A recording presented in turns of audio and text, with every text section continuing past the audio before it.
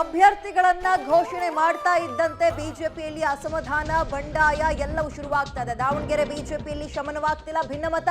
ಗಾಯತ್ರಿ ಸಿದ್ದೇಶ್ವರ ಅಭ್ಯರ್ಥಿ ಸಲ ಬಿಜೆಪಿ ಅಭ್ಯರ್ಥಿ ವಿರುದ್ಧ ಕಣಕ್ಕಿಳಿಯಲು ರೆಬಲ್ಸ್ ಟೀಮ್ ರೆಡಿ ಆಗಿದೆ.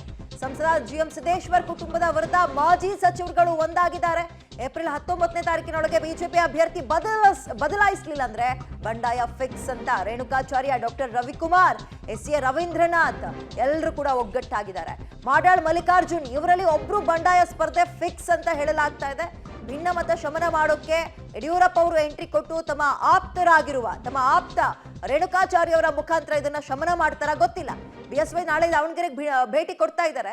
ಸಿದ್ದೇಶ್ವರ್ ಅವರು ಹಾಲಿ ಸಂಸದರಾಗಿದ್ರು. ಈ ಸಲ ಅವರ ಪತ್ನಿ ಕೊಟ್ಟಿದ್ದಾರೆ ಗಾಯತ್ರಿ ಸಿದ್ದೇಶ್ವರ್ ಅವರು. ಸೊ ಸಿದ್ದೇಶ್ವರ್ ವರ್ಸಸ್ ಇದೀಗ Shamanur, Siddeshwar family versus Shamanur family ಅಂತ ಫೈಟ್ ಶುರುವಾಗಿದೆ ಬಿಜೆಪಿ ವರ್ಸಸ್ ಕಾಂಗ್ರೆಸ್ ನಲ್ಲಿ. ಬಟ್ ಗಾಯತ್ರಿ ಸಿದ್ದೇಶ್ವರ್ ಅವ್ರಿಗೆ ಅಥವಾ ಆ ಫ್ಯಾಮಿಲಿಗೆ ಕೊಡೋದು ಬೇಡ ಅಂತ ಇದೀಗ ಮಾಜಿ ಸಚಿವರುಗಳೆಲ್ಲರೂ ಕೂಡ ಒಗ್ಗಟ್ಟಾಗ್ತಾ ಇದ್ದಾರೆ.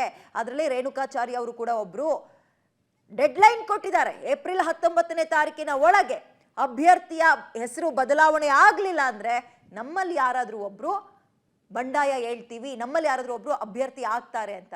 ಸೊ ಅಷ್ಟರೊಳಗೆ ಇದೀಗ ಎಂಟ್ರಿಯನ್ನ ಕೊಡಬೇಕಾಗಿದೆ ಮಾಜಿ ಸಿಎಂ ಯಡಿಯೂರಪ್ಪನವರು. ಲಿಂಗಾಯತ ಸಮುದಾಯದ ಪ್ರಬಲ ನಾಯಕ ಯಡಿಯೂರಪ್ಪ ಅವರು ಎಂಟ್ರಿ ಕೊಟ್ಟು ಎಲ್ಲವನ್ನ ಶಮನ ಮಾಡ್ತಾರ, ಕಾದು ನೋಡ್ಬೇಕು. ಇಲ್ಲಾಂದ್ರೆ ಬಿಜೆಪಿಲಿ ಅಭ್ಯರ್ಥಿಯನ್ನು ಅನೌನ್ಸ್ ಮಾಡ್ಬಿಟ್ಟಿದ್ದಾರೆ.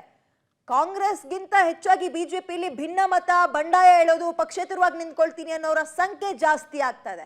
ಅದರಲ್ಲಿ ಒಂದು ಈ ದಾವಣಗೆರೆ.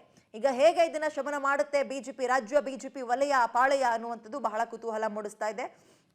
ಶಾಮನೂರು ಶಿವಶಂಕರಪ್ಪ ವರ್ಸಸ್ ಅಂದ್ರೆ ಅವ್ರ ಫ್ಯಾಮಿಲಿ ವರ್ಸಸ್ ಸಿದ್ದೇಶ್ವರ ಫ್ಯಾಮಿಲಿ ಅಂತ ಫೈಟ್ ಅಲ್ಲಿ ಯಾವಾಗ್ಲೂ ಇದೆ, ಯಾವಾಗಿಂದಲೂ ಇದೆ. ಅದೆರಡೇ ಫ್ಯಾಮಿಲಿಗೆ ಇರುವಂಥದ್ದು. ಬಟ್ ಸಿದ್ದೇಶ್ವರ್ ಫ್ಯಾಮಿಲಿಗೆ ಟಿಕೆಟೇ ಬೇಡ ಅಂತ ಬಿಜೆಪಿ ಲೀಡರ್ಸ್ಗಳು, ಬೇರೆಯವರ ಒಂದು 3-4 ಜನರ ಹೆಸರು ಮುನ್ನೆಲೆಗೆ ಬರ್ತಾ ಇದೆ. ಅವರೆಲ್ಲರೂ ಕೂಡ ರೆಬಲ್ ಆಗಿ ಒಟ್ಟಿಗೆ ಒಂದು ಮೀಟಿಂಗ್ ಅನ್ನ ಮಾಡ್ತಲೇ ಇದ್ದಾರೆ.